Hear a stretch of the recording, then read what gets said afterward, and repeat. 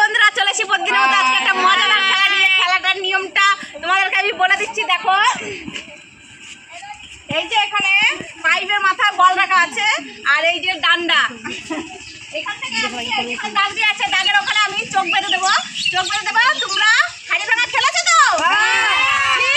ওই টাইপেরই খেলাটা, ঠিক আছে?